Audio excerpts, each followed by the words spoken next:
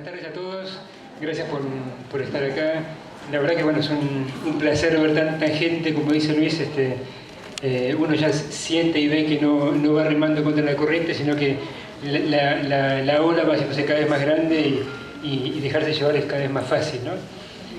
Y ver toda esta cantidad de gente interesada, gente que no puede entrar, gente que está en otro salón, pues bueno, es una muestra de todo esto que va creciendo día a día más. Bueno, Luis me pidió que hablara sobre harinas, el tema de las harinas como un punto de partida para reflexionar acerca de la alimentación y de la significancia que tiene para nosotros la alimentación. Desde mi visión como médico es fundamental qué es lo que entendemos por salud. Contrariamente a lo que habitualmente pensamos, la salud no la vemos como un opuesto de enfermedad. Habitualmente entendemos que la salud es cuando no estamos enfermos y estamos enfermos cuando no estamos sanos. Sin embargo, pensamos que esto no es así y sabemos y vemos que esto no es así y entendemos que la enfermedad forma parte de un proceso de salud. O sea, yo me enfermo para mantenerme sano, me enfermo para curarme. Esto que parece un poco extraño, pues realmente es así y uno lo empieza a entender así cuando sale de la dicotomía y sale de la limitación de ver al cuerpo como algo separado en pedacitos, la cabeza por un lado, la psiquis por otro, el hígado por otro, y ver al ser humano como un ente integral. Entonces a partir de ahí podemos entender que un proceso de una diarrea, de una gripe, hasta inclusive de un tumor, puede formar parte de un proceso de autocuración, de autorregulación. Esto que parece un tanto extraño es clave y esencial en la gran mayoría de las medicinas no convencionales. Como decía Luis, yo me dedico y practico la terapia neural, pero también vale para la homeopatía, para la acupuntura, para el naturismo. Y en todo esto la alimentación es un elemento pues clave, es clave. Entonces ya salimos de la idea de que bueno, yo trato de hacer cosas para mantenerme sano, para evitar la enfermedad. Salgo de la idea de que la enfermedad es el cuco al cual le tengo miedo y entro en la idea y en el concepto que mi sistema es un sistema que está en permanente proceso de autorregulación, es un sistema completamente capaz y que muchas veces requiere recurrir a un proceso que llamamos enfermedad para mantenerse sano. Son procesos que naturalmente tienen un costo energético, biológico, pero que me permiten a mí mantenerme sano. Entender que un tumor o que una inflamación o que una artritis o que una artrosis o que una aterosclerosis forman parte de un mecanismo de autorregulación que tiene como último objetivo mantener la supervivencia de la persona puede ser raro, pero sin embargo esto es así. A veces nos enfermamos para evitar morirnos y esto francamente no es así. Y de hecho la mayoría o muchas de las medicinas no convencionales como la homeopatía, la acupuntura, la terapia neural en su proceder generan reacciones que parecieran ser enfermedades y donde la persona se siente peor. Pero una vez que pasa eso, aparece la mejoría. Con la alimentación pasa lo mismo. Seguramente muchos de ustedes ya están haciendo cambios alimentarios y más de uno se habrá dado cuenta que cuando dejó de comer harinas, cuando dejó de comer carnes, cuando dejó de comer lácteos, se empeoró. ¿O no? ¿A alguno le pasó? Sí. Bueno, hay gente que está sintiendo, ¿sí? O mucha gente que deja de fumar. Sí. Terapia neural, ¿qué es neural? Bueno, después vamos a ir a eso, porque si no vamos un poquito, perdón. O gente que fumó durante 20 años deja de fumar y cuando deja de fumar se agarra una neumonía, se empieza con asma. ¿Pero cómo puede ser? ¿Sí? Porque la enfermedad es el mecanismo que le permite al cuerpo autorregularse. ¿Sí? Cuando yo estoy tapado hasta acá arriba, pues no me puedo autorregular. Cuando la carga tóxica me va bajando, ahí va empezando la posibilidad de darse esta autorregulación. Por eso que hablamos de la salud como un proceso auto-organizativo y eco-organizativo, porque es un proceso que está en consonancia con el entorno. Liviano estoy, cuando yo más ligero estoy, el proceso de limpieza es más simple. Si yo en mi casa tengo mucha mugre y tengo que limpiar, y se va a hacer una montaña de basura impresionante. En cambio, si mi casa la limpio regularmente, cada vez que la limpio, lo que sale no es tanto. Al cuerpo le pasa algo más o menos parecido. De ahí que la alimentación pues, es una herramienta en la cual nos paramos mucho. Yo personalmente, desde lo terapéutico, a la gran mayoría de los pacientes que van a mi consultorio, por no decir a todos, salen con una recomendación alimentaria. La alimentación consciente, entonces, tiene que ver justamente con con repensar esto. Bueno, ¿qué es lo que comemos? Hoy ya comenzamos a ver que por qué comemos azúcar o por qué no las comemos, las harinas, las carnes, los lácteos. ¿Cómo comemos? ¿Sí? ¿Cuál es nuestra condición, nuestra actitud a la hora de sentarnos a la mesa a comer o a la hora de comer de parados? ¿Sí? ¿Por qué comemos? Si comemos por una necesidad nutricional, si podemos comer si comemos por una cuestión emocional para matar o ahogar angustias, o comemos por una cuestión social, que nos juntamos al asado después del fútbol del domingo.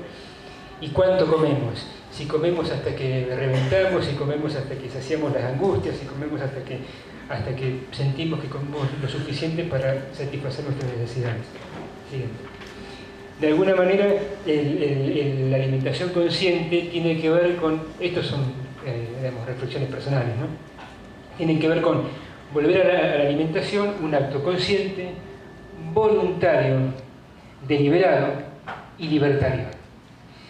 En este modelo, y ese cuarto punto lo pusimos así en negritas, me ha resaltado porque en este modelo donde vamos todos caminando como la película de Wall, de Pink Floyd, que se van todos cayendo por las máquinas de chorizos, el desarrollar una conducta consciente, libre, voluntaria, consciente, voluntaria y deliberada, indefectiblemente me lleva a mí a un punto de mayor libertad personal, ¿sí? Y para mí esto es una cuestión fundamental que tiene que ver con la autonomía de cada uno de nosotros. La elección del alimento forma parte de lo que es una alimentación consciente, donde yo defino las pautas alimentarias que voy a manejar para mí, porque yo como lo que yo decido comer, sea sano o sea tóxico, pero yo decido comer, no como lo que me marca la televisión, lo que me marca la publicidad, lo que me marca el modelo. Yo decido lo que quiero comer, y si yo decido comer carne todos los días porque a mí me hace feliz, está perfecto. Esa es mi opinión. Más allá de que no sea sana, ¿sí? Y yo decido tomar gaseosa todos los días porque a mí me encanta y porque yo decido sabiendo los pros y los contras, es una decisión libre.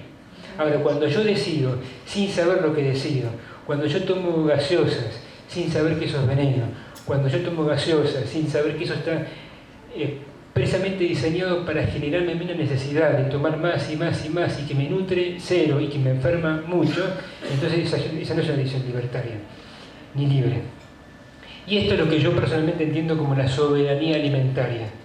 La soberanía alimentaria, que es un concepto que se refiere a los estados, la podemos aplicar perfectamente a mi soberanía alimentaria y a la de mi familia. Yo como cabeza de familia, como papá, como mamá, tengo la obligación, el derecho y el deber de decidir conscientemente qué es lo que mis hijos van a llevar a su boca. Eso es clave, y sin embargo relegamos este poder en el Estado, relegamos este poder en el modelo, en el establishment, y eso tiene muchísimo riesgo, y eso como lo pagamos con la vida misma. Hace poquito, una paciente me manda un correo preguntándome qué opinaba de la vacuna para el HPV, que la ginecóloga me dijo que hay que ponérsela y todo el cuento. Al día siguiente yo encuentro una publicación en un periódico digital de que en Japón esa vacuna estaba prohibida y que iba a haber un comité de científicos para evaluar los informes de enfermedades graves y de funciones que hubieron a partir de la vacuna. Entonces, esto es muy delicado. Puede ser que la vacuna sea buena, puede ser que sea mala, pero de ningún modo puede pasar que la introduzcamos en las personas y que la asimilemos como algo que tiene que ser. ¿Por qué no? Porque hay mucha polémica. Entonces, lo mismo pasa con la comida. Puede ser que tal alimento sea bueno, puede que sea malo, yo puedo no saberlo, pero lo que no puedo hacer es relegar y delegar esa responsabilidad que tengo como persona, como papá, como mamá, en el afuera. Porque por otro lado nos damos cuenta y podemos ver que al afuera, que al Estado, que al gobierno, que a la Federación Internacional de Alimentación y a la OMS y al Mongo le importa un pito mi salud. No le importa, porque el modelo está basado en un modelo de consumo, que eso es indiscutible. Entonces Todas las políticas, inclusive hasta lo que yo estudié en la facultad, está orientado a eso. Lo que el agrónomo estudia en la facultad está orientado a eso. Lo que el ingeniero de producción, no sé qué, está orientado, no está orientado, bueno, a ver de qué manera podemos producir más y mejor para que la gente viva más sana. No. Entonces, si yo pienso eso, y yo pienso que todas las políticas y todos los modelos, y el modelo está orientado a que yo esté mejor, estoy mirando una película que no es. Y a partir de ahí es donde hablamos, y hablo personalmente, de la soberanía alimentaria. Muchísimas veces vemos que la abuela va y para darle una alegría al nieto le lleva una bolsa de caramelos, una gaseosa.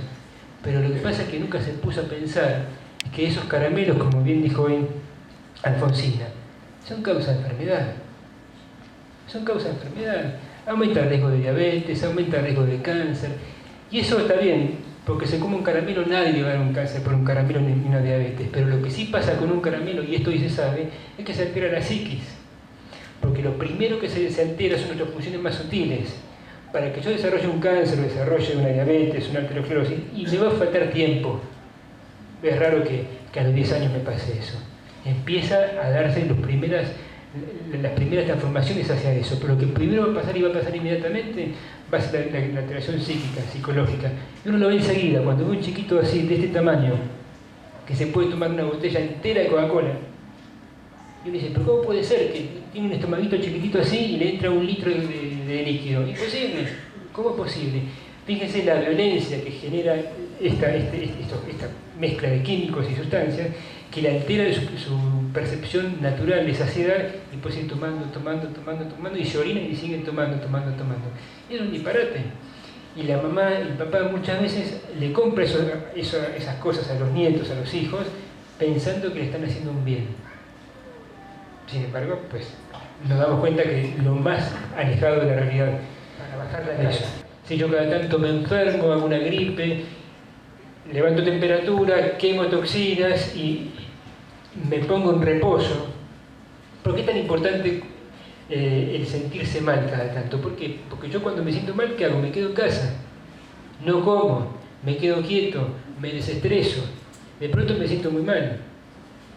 Pero me estoy salvando, digamos. En la naturaleza, supongamos una cebra que está muy distraída, una cebra que está porque está comiendo, no sé, está comiendo facturas, pongámosle, ¿no?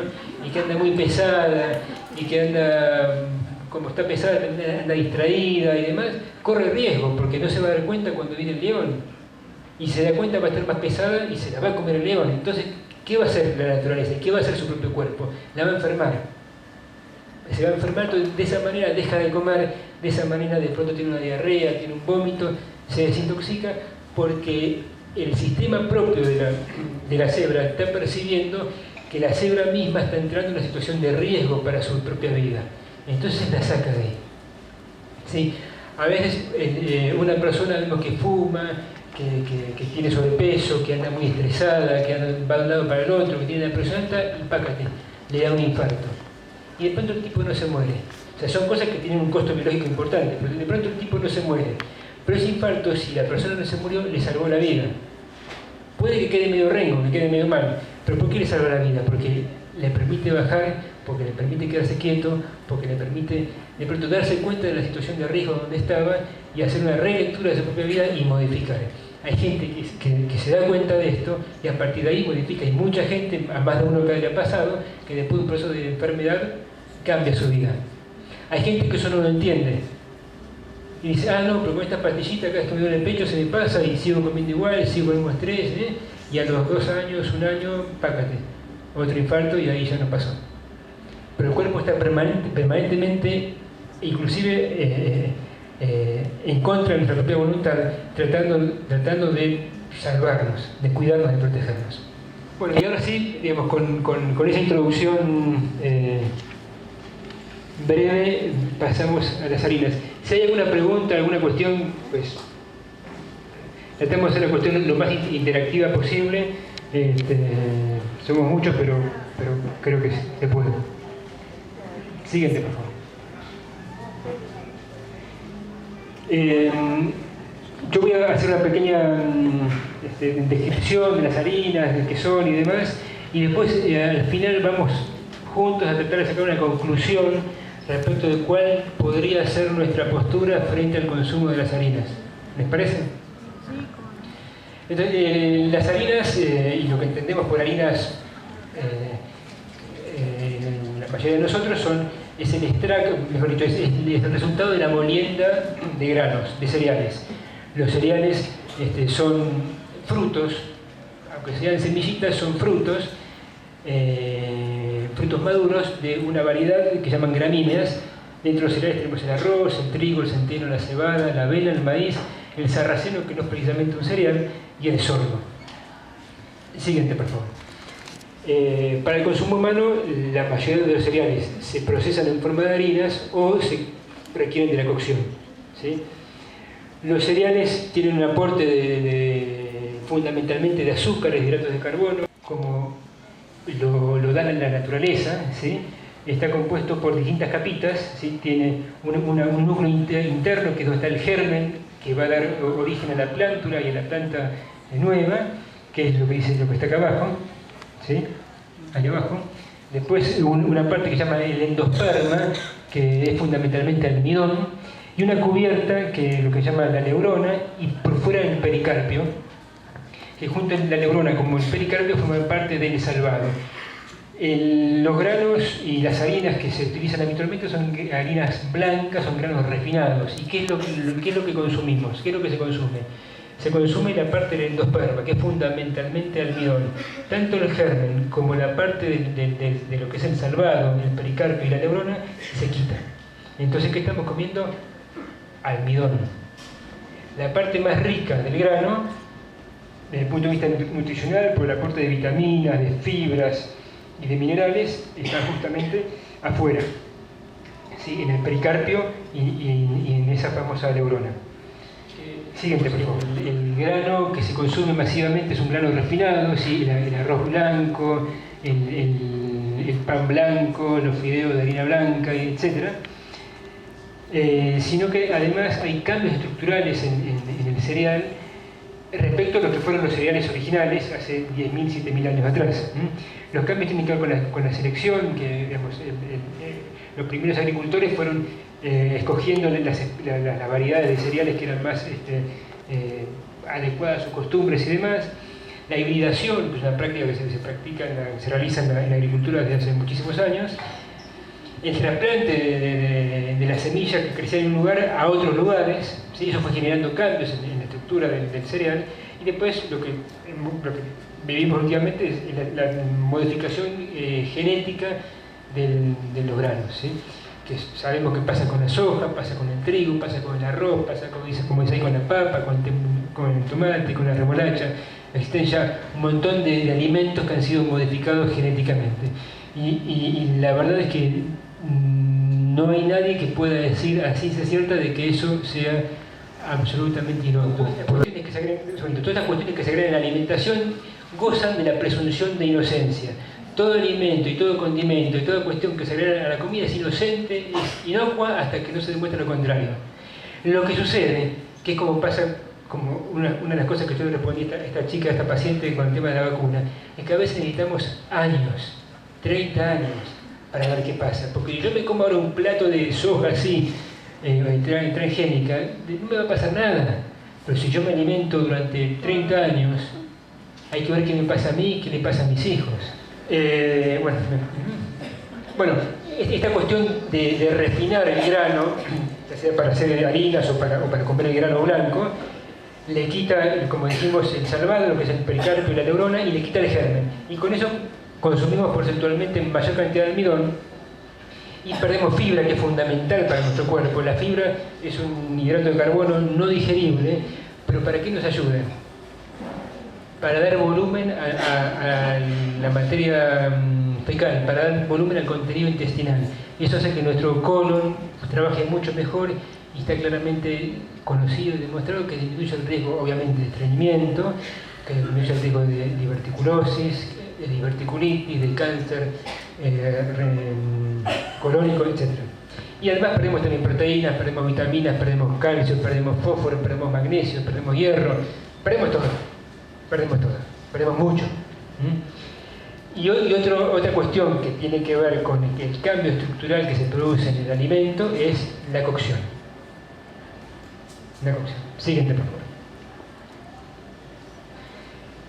Muy rápidamente vamos a ver 3 cerealitos nada más. El trigo, por ejemplo, que su nombre científico de las variedades que se consumen actualmente es el Triticum stivum y el Triticum durum, tiene un origen hace 10.000 años.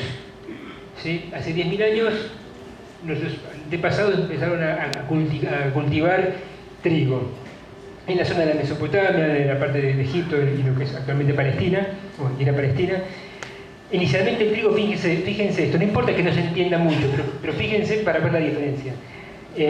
Tenían unos genomas que llamaban AA y BB, ¿sí? Que tenían 7 pares de cromosomas. No importa que sea eso, pero bueno, el cromosoma es una estructura que está dentro de la célula, del núcleo celular, que tiene el material genético y que va a determinar la síntesis de proteínas y estructuras de las especies subsiguientes.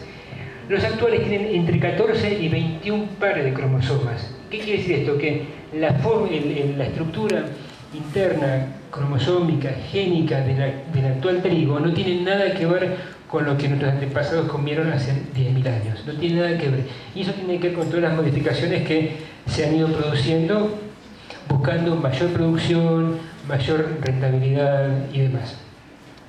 ¿Cuál es el cuento con esto? El cuento es que los cromosomas sintetizan proteínas. Nosotros más o menos llegamos a adaptarnos a la ingesta y a la digestión de las proteínas de los primeros cereales hace 10.000 años. Apenas nos llegamos a adaptar desde el punto de vista nutricional y digestivo.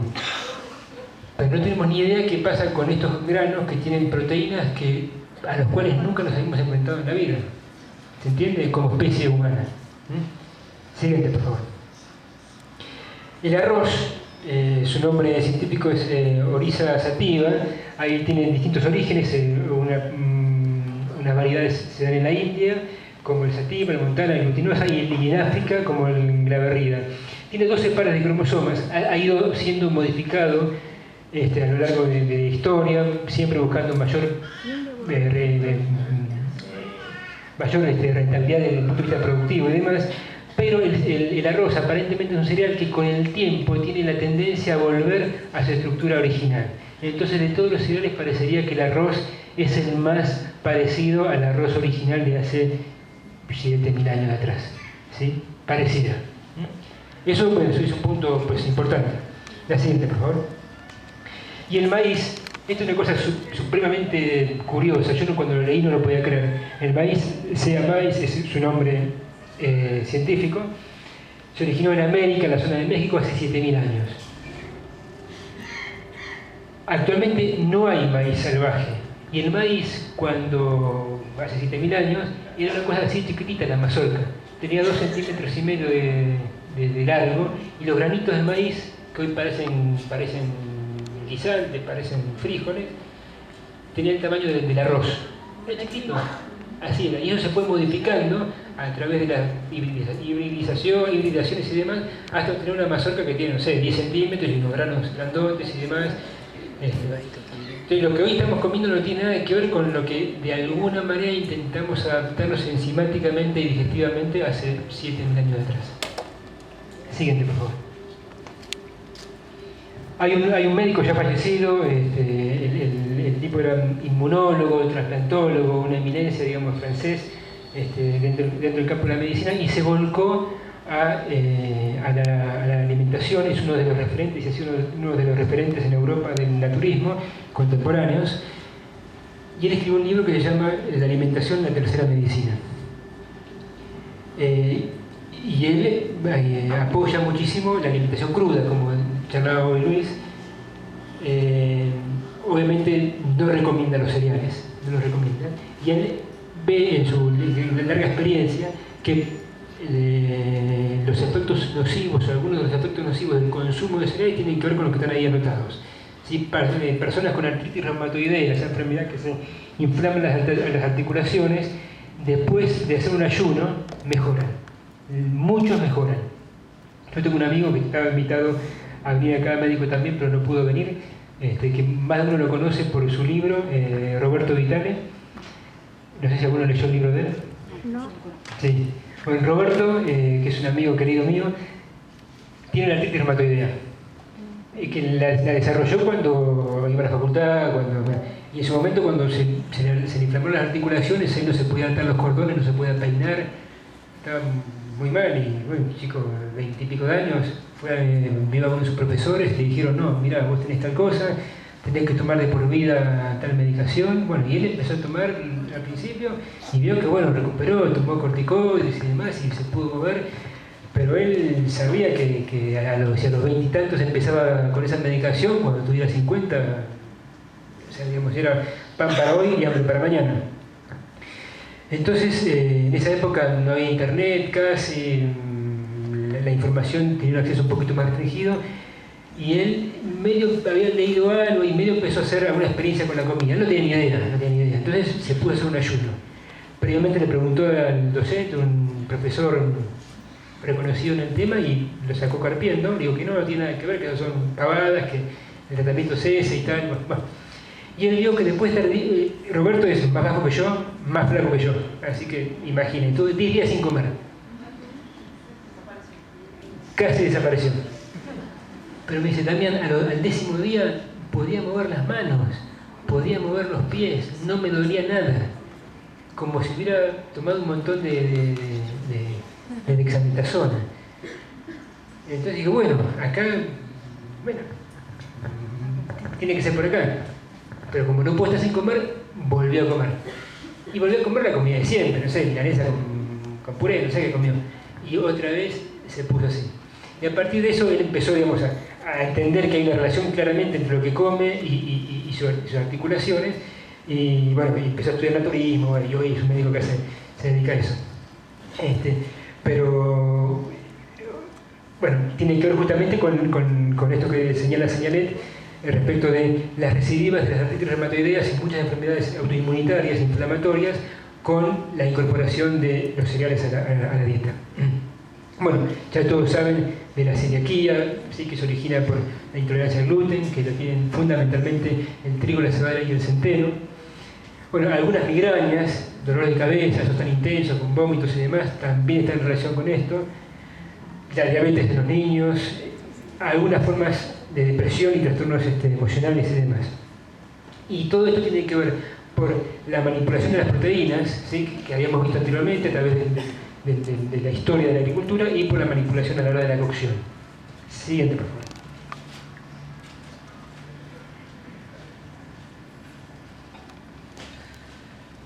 Hoy mencionaba Luis el tema de la cocción, y bueno, pues cuando cocinamos algo no hay forma de comer prácticamente, después vamos a ver que sí, pero los cereales fundamentalmente se comen cocidos, salvo el maíz y algunos que se pueden remojar, se comen fundamentalmente cocidos. La cuestión es cuando le metemos temperatura al alimento, las moléculas se alteran, se rompen enlaces, se empiezan a chocar entre sí, y una que estaba acá se rompe, se separa, se transforma en otra cosa y se une a otra, y se forman cuestiones que no están en la naturaleza, que no crecen en ningún árbol, que no crecen en ninguna planta, que no están en ninguna parte del suelo, con la cual nunca hemos tenido contacto nosotros a lo largo de nuestra historia como especie humana. Entonces, ¿cómo hacemos para digerir eso? Pues no lo podemos digerir. Yo puedo digerir almidón, puedo digerir una proteína, puedo digerir alguna proteína, pero no puedo digerir una molécula con la cual nunca me puse en contacto como especie antes en la vida. No puedo, porque no tengo aparato enzimático. Yo, para digerir el almidón, que es el que está en el pan, el que está en los cereales, necesito una enzima, que es la amilasa. Si no tengo amilasa, el almidón no se digiere, ¿sí? Y la naturaleza me proveyó, y nos proveyó desde hace 10 millones, 8 millones de años, de esa amilasa para poder digerir el almidón. Pero con estas moléculas nuevas, pues no tenemos nada. Y lo que no podemos digerir, sí, con suerte se va por el intestino, pero como vamos a ver, muchas veces ingresa al cuerpo por el intestino mismo. Y eso el cuerpo lo maneja como puede. Si puede, lo elimina por otras vías, si puede, forma otros compuestos que los vuelve compuestos menos agresivos y los acomoda donde puede, entre las células o entre las células, y a veces estos generan reacciones inmunitarias. Por eso la relación entre la alimentación y muchas enfermedades de tipo autoinmune, como la celiaquía, como la artritis reumatoidea que mencionamos antes, y muchas otras, el lupus, muchas nefropatías autoinmunes, la tiroiditis de Hashimoto tan frecuente en muchas mujeres, y otros no tienen capacidad de generar respuesta inmune, pero tienen capacidad de ¿qué? De ser mutagénicos y generar riesgo de cáncer. Y con el calor también generamos otras cuestiones que tienen que ver con reacciones que se producen entre proteínas y azúcares, que es el doradito que aparece en el pan, el doradito que aparece en el asado, que tan rico olor tiene, que yo no como carne, pero ese olorcito me encanta. Y son las famosas reacciones de Maillard, que son, digamos, tiene 3 etapas donde forman distintos compuestos que tienen que ver con la temperatura y con el tiempo. Mayor temperatura y mayor tiempo, mayor producción de estas moléculas, ¿sí? Ahí tienen unos nombres, los pusimos ahí, no son importantes saberlos, pero sí chusmear. Unos que llaman aldosaminas y cetosaminas, que son los primeros productos que se forman, que no tienen color, que no tienen olor, pero que ya están, que son tóxicos, y que están, por ejemplo, en la leche caliente. Eso que hacía la abuela cuando el chico no se podía dormir, o cuando estaba mal del pechito, una leche caliente con miel y un poquito de whisky, no sé qué le ponía. Ahí van cetosaminas, ahí van cuestiones tóxicas, ¿sí? Que se generan, además de toda la cuestión tóxica de la leche que ya vamos a ver en la charla próxima, el calor le agrega más todavía. Sigue la temperatura, el horno, que está cocinando un pan ahí bien, pero es un pan con cereales y semillas. Y se forman las premelanoidinas a partir de estas aldosaminas y cetosaminas. Ahí ya aparece el color y el olor a tostado. Qué rica la tostadita esa, pues ya tiene esa porquería que nos hace daño. Y sigue la temperatura y sigue el tiempo y se forman las melanoidinas, que ya tienen un color marrón más intenso, de la tostada, de la carne, que son sustancias tóxicas. Las 3 primeras, perdón, en la etapa 1 y etapa 2, se absorben directamente por el intestino, entran y van a la sangre. Y ahí el sistema las maneja como puede. La tercera, las melanoidinas, teóricamente no se absorben, pero como la mayoría de las personas comemos pésimamente mal, el intestino es un desastre, es una podredumbre. En lugar de estar las bacterias que tendrían que estar, en lugar de ser un parque con flores, con animalitos, con pajaritos, con mariposas, eso es un basural con ratas, con cucarachas y alimañas. Y todo eso, pues claro que así, claro, por supuesto. Todo eso genera una alteración de la barrera, de la mucosa. Usted piensa que en el intestino entra en contacto el interior de mi cuerpo con lo que viene de afuera, desde la boca hasta el ano. O sea, es una interfase donde el afuera entra en contacto con el adentro. ¿Sí? Es como una frontera, es una frontera. Y tal es así que es una frontera. Bueno, había una foto anteriormente que la pasamos por alto, pero que graficaba eso. Tal es así que es una frontera, que todo lo largo de todos esos tubos digestivos, desde la boca hasta abajo, hay células linfáticas, que son como los soldaditos que están ahí prestos a reaccionar si entra alguna cosa rara, para que no entre, para bloquearla. O sea, es un área de combate, digamos, ¿no? Una cuestión ahí. Pero si esa mucosa, si esa barrera está sana, no hay ningún problema, porque lo que no tiene que entrar no entra, se va, y si por alguna casualidad entra algo, rápidamente las inmunoglobulinas y las células que están ahí, linfoblastos, linfocitos, etc., lo bloquean. Pero cuando el intestino está alterado, como pasa en el 99% de la gente, por no decir el 100%, que come harinas, que come lácteos, que come azúcares, que hay putrefacción, que hay bacterias patógenas, esa membrana está toda agujereada. Y esto la medicina hoy lo conoce, lo sabe y lo denomina como síndrome de intestino agujereado. Entonces por ahí pasan, como Pancho por su casa, unas estructuras que se llaman macromoléculas, moléculas grandotas que habitualmente no pasarían, ahí pasan.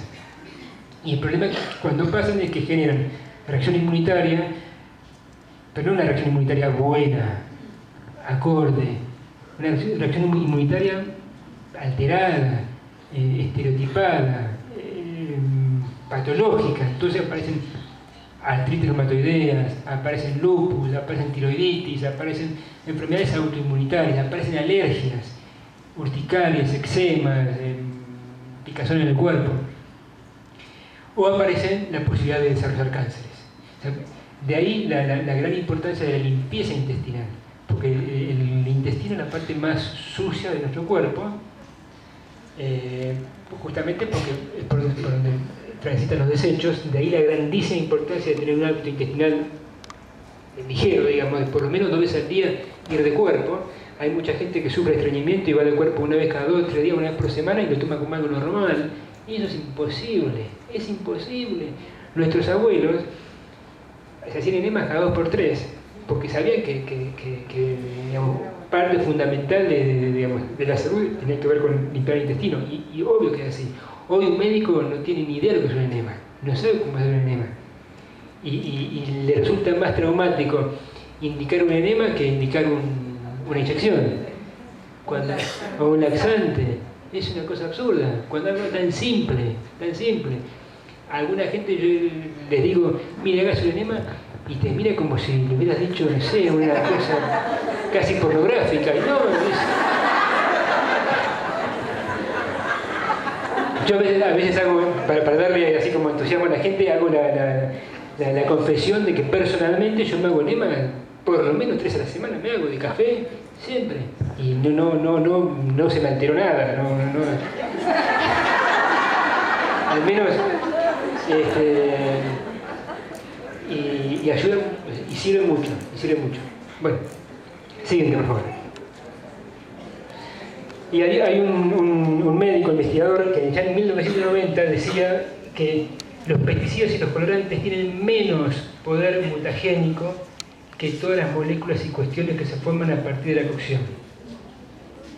Si el tipo le daba más importancia a la cocción del alimento que a todas las porquerías que podría traer el alimento consigo. Siguiente, por favor. Bueno, y para ir como terminando, dejando un espacio para preguntas y demás, nosotros tenemos en la Tierra tiene 400 millones de años aproximadamente, ¿sí? La especie humana, como especie humana, tiene alrededor de entre 8 y 10 millones de años. O sea que el ser humano, o los primeros homínidos, dentro de lo que es la historia de la Tierra, es una pequeña manchita, digamos, no somos tan importantes dentro de lo que es la historia del planeta. O sea, nosotros arrancamos hace apenas 10 millones de años atrás, cuando ya hacían 390 millones de años que ya venían otras formas de vida existiendo, ¿sí? Pero de los primeros homínidos, que allá más o menos 8 millones de años atrás, se empiezan a diferenciar una línea que sale de los chimpancés y que no vuelve para atrás, ¿sí? Y que ya, si bien eran iguales a los chimpancés y se podrían, tener relaciones íntimas con chimpancés, pero no tenían descendencia, a partir de esa línea que se llamaron los Ardipithecus ramidus, se siguió la línea que después dio origen al Homo sapiens. Durante 5 millones de años, aproximadamente 5 millones de años, los primeros homínidos vivían así, en un bosque tropical, húmedo, cálido, comiendo frutas, comiendo brotes, comiendo hojas tiernas, comiendo a cada rato, alimentación cruda, alimentación fresca, alimentación vegetariana, 100%. 5 millones de años. Montón. Después viene una etapa donde ya la Tierra cambia un poco, ya no es tan vergel, ya disminuye la cantidad de frutas y hojas frescas y brotes, y durante 2 millones y medio de años que vienen otros homínidos, digamos, que es el famoso Australopithecus, come lo mismo que antes, pero ya ahora también empieza a comer raíces, algunas semillas, empieza a comer insectos, empieza a comer algún pequeño roedor, algún pequeño reptil, pero básicamente seguía comiendo vegetales. Bueno, y así viene la historia. Fíjense que hablamos de millones de años, para que recién en los últimos 10.000 años, que no es nada, es un suspiro, aparece la agricultura. Y hace más o menos el mismo tiempo aparece la cocción, que no es nada. Y no tenemos tiempo biológico de adaptarnos a esos cambios. Y muchísimo menos tenemos tiempo biológico para adaptarnos a los cambios de la alimentación en los últimos 100 años, donde hay cantidad impresionante de colorantes, donde hay conservantes, estabilizantes, donde hay microondas, donde hay... Pues estamos en contacto con una serie innumerable de moléculas, de sustancias que en la perra vida habíamos conocido y no las podemos manejar. O sea, no tenemos forma porque no tenemos maquinaria enzimática para metabolizarlas. Y eso se traduce en carga tóxica que el cuerpo maneja como puede, en el barril que habíamos visto anteriormente, y cuando pues no puede, trata de regular con enfermedad. Algunas enfermedades son obviamente, como todos sabemos, que tienen un bajo costo biológico, una gripe, un resfrío, una diarreíta, eso pues no mata a casi nadie, pero las enfermedades tienen un costo biológico pues, más alto. No es lo mismo lo anterior que un cáncer, que una artritis, que una diabetes. Pero el origen básicamente pues es el mismo. Bueno, esto es lo que yo les quería presentar a ustedes respecto de los cereales, de las harinas. Como verán, hablamos muy poquito de harinas, pero me gustaría preguntarles, ahora que escucharon atentamente la charla, ¿qué opinan, qué piensan de cuál debería ser la recomendación en cuanto a la ingesta de harinas? Descartamos las harinas blancas porque entiendo que ya todo el mundo sabe que las harinas blancas son veneno. Supongamos que estamos todos hablando de las harinas integrales. Sí. No, mi pregunta es si el calor altera los alimentos, ¿cómo comemos el pan? ¿Cómo comemos los cereales? ¿Cómo hacemos el pan? Acá nos preguntan que si el calor altera los alimentos, ¿cómo comemos el pan? Pues bueno, justamente.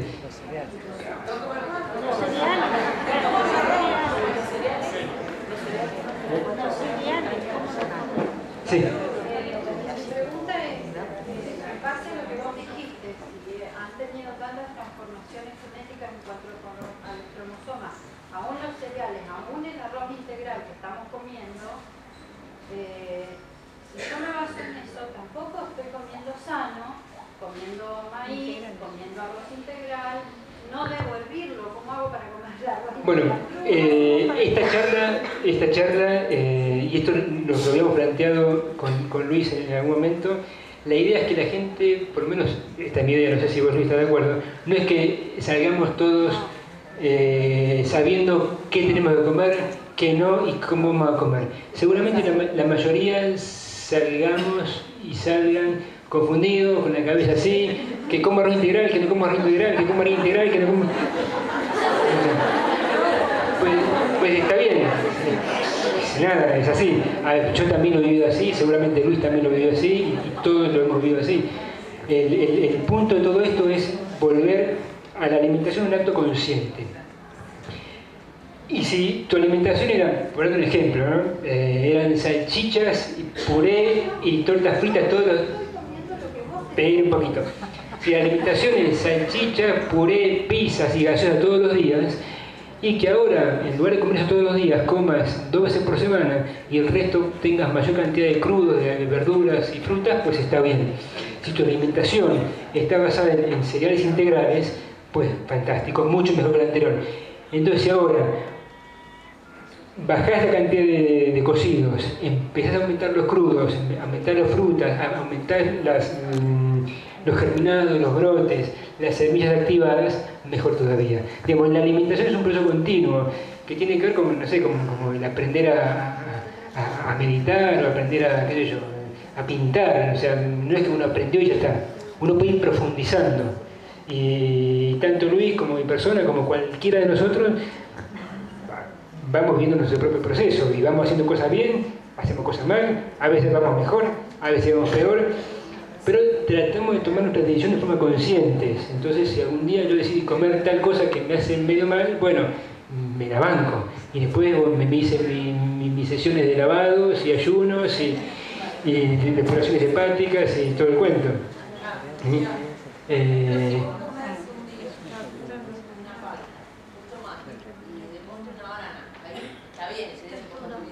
Pues, digamos, a ver, todo depende. Si vos antes comías carnes, pues está mucho mejor. Pero si vos, después de comerte una comida de frutas, de verduras y demás, te comiste una banana, la embarraste.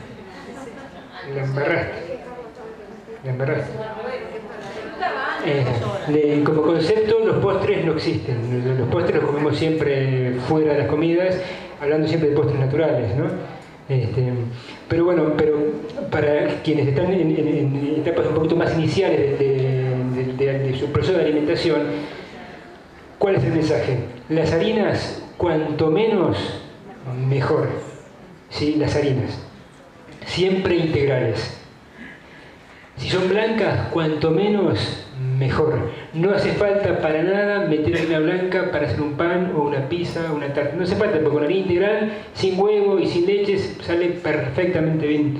En los talleres que están acá, las chicas y chicos que son cocineros les van a poder decir fantásticamente bien cómo se hace eso. Pero el concepto sería eso, las harinas al mínimo. Para quienes ya están comiendo harinas integrales, bajarlas al mínimo posible. Ojalá no más de 2 veces por semana. Para los que comen pancito integral tostadito con aceite de oliva, bueno, no está, o sea, está mejor que comer una tostada de pan blanco con manteca y dulce, por supuesto. Pero bueno, si lo podemos bajar, mejor. ¿Y cuál es el alimento fundamental? ¿Y con qué reemplazo, Reina? Con frutas. Con fruta. Comete 5 frutas al día. Hoy se sabe que 5 frutas al día es la recomendación internacional. 5 porciones de frutas, ¿no? No 5 al día, 5 porciones de frutas al día. Es recomendación digamos, internacional que todo el mundo lo sabe, la medicina convencional lo sabe. Disminuye el riesgo de cáncer, disminuye el riesgo de infarto, de enfermedad arteriosclerótica, disminuye el riesgo de cara de traste, porque uno come mejor está más contento. Obvio. Porque lo que charlamos al principio, la primera función que a mí se me afecta cuando estoy comiendo mal, no es la glucemia, no es el colesterol, no es las articulaciones, es el ánimo, es la psiquis, porque es lo más sensible que yo tengo. ¿Sí? Las personas que meditan o hacen yoga, con algo tan sutil como eso, sin moverse siquiera, modifican su psiquis, modifican su estado de percepción, modifican cómo se sienten. Imagínate cuando vos te comes un choripán, o cuando vos te comes un plato con brotes y demás, pues por supuesto que está afectándote tu forma de pensar. Claro. Ay, no, lo que pasa es que estoy muy angustiada, estoy con mucho estrés, entonces como lo que venga. Pero no, al revés. Porque estás muy angustiado, estás con estrés, con muchas cuestiones. Comes sano porque tienes mucha exigencia. Porque si estás en una situación de estrés y encima comes mal, muchas más posibilidades que hagas macanas, que tomes malas decisiones. Pero, sí. Bueno. Trague la medialuna y después seguimos.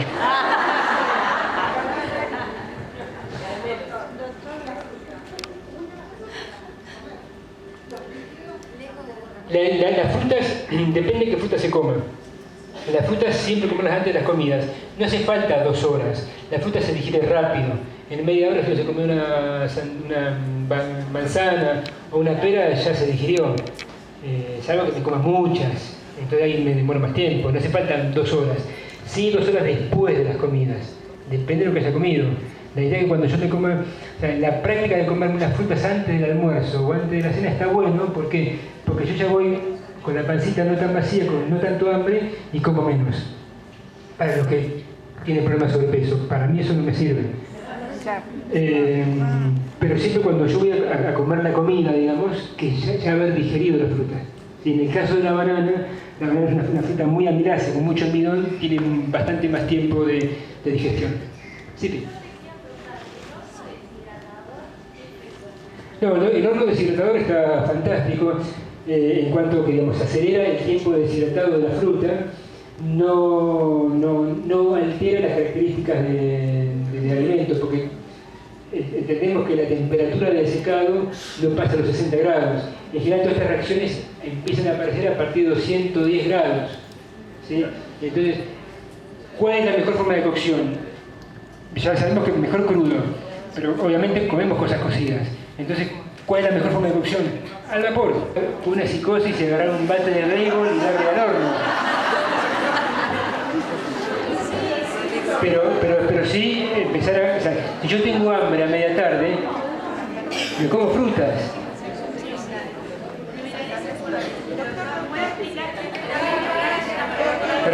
Pero, sí.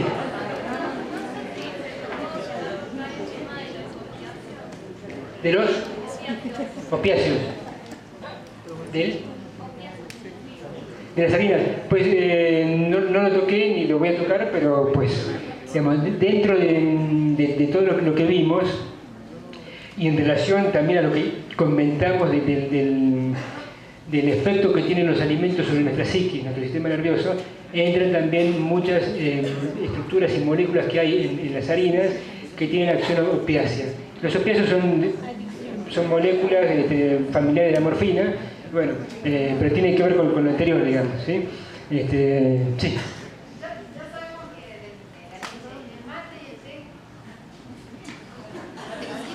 Bueno, eso tratemos, eso le toca.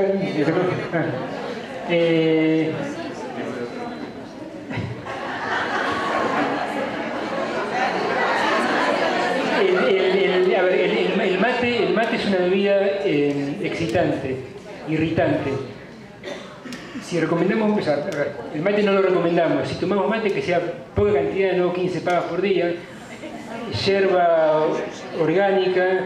Yo recomiendo mezclada con mucho yuyito, melisa, menta, poleo, y sin azúcar, por supuesto.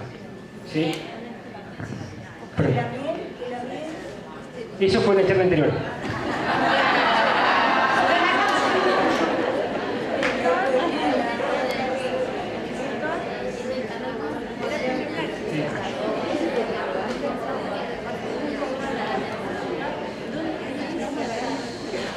Acá preguntan, en el proceso de lijar las harinas, ¿a qué hay que prestar atención?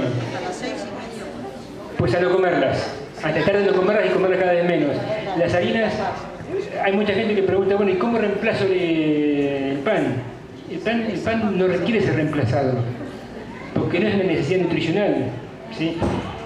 Requiere un reemplazo desde el punto de vista de la costumbre, desde el punto de vista de la cultura. Sí, pero yo hago un desayuno, como comentaba Luis, donde como frutas, donde como semillas, donde el pan, ¿dónde lo meto? No entra el pan ahí, no entra. Pero ahí dijo Luis que se gana la fruta. ¿Sí? Bueno, una última preguntita, porque acá Luis me está... Eso después, por favor. Después, si quieres afuera, charlamos de la terapia neural, pero ahora porque nos vamos del tema. No, perdón, la última pregunta porque no nos dan... Eso no forma parte de las harinas. Señor.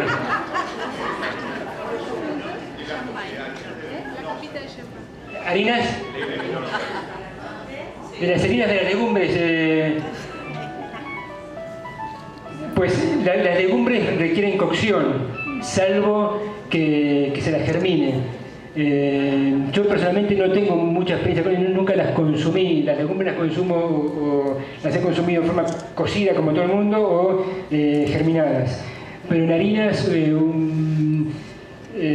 yo pienso, no sé Luis, pero pienso que es bastante indigesto eso. Como es una harina de una lenteja cruda y molida, pues... Bueno, acá cierro porque me están echando. Les agradezco mucho.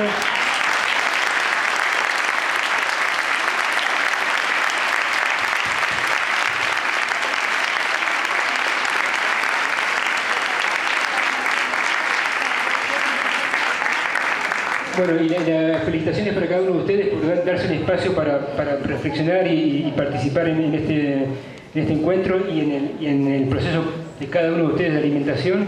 Y mis felicitaciones a Luis, que como amigo y colega, pues francamente ha hecho un esfuerzo precioso y bueno, acabemos y disfrutamos todo su resultado.